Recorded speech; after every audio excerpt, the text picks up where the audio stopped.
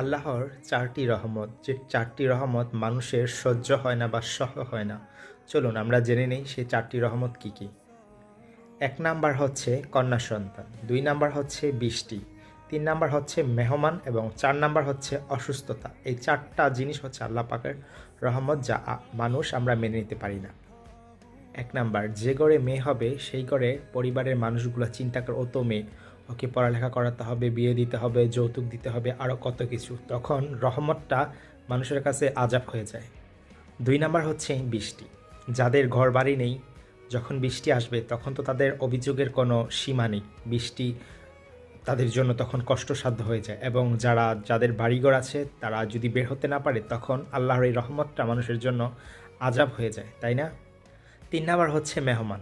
যখন আপনার পকেটে টাকা থাকবে না আর আপনার বাসায় যদি মেহমান আসে, তখন তো হয়েছে কাম, তাই না? তখন মেহমান রহমতটা তখন আযাব হয়ে যায়। ৪ নাম্বার হচ্ছে অসুস্থতা। অসুস্থতা তো আমাদের কারোই পছন্দ না। অসুস্থ হলে আমরা কত অভিযোগ করি আল্লাহ পাকের কাছে। আল্লাহ পাক, তুমি কি আমাকেই দেখলা? এই কন্যা সন্তান, বৃষ্টি, মেহমান বা অসুস্থতা, এগুলা কিন্তু আল্লাহর রহমত। বাট আমরা এটাকে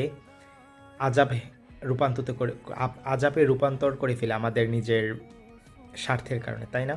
আসসালামু আলাইকুম। যদি ভালো লেগে থাকে অবশ্যই লাইক, কমেন্ট, শেয়ার করবেন এবং আমার পাশে থাকবেন এবং সাপোর্ট করবেন। ধন্যবাদ।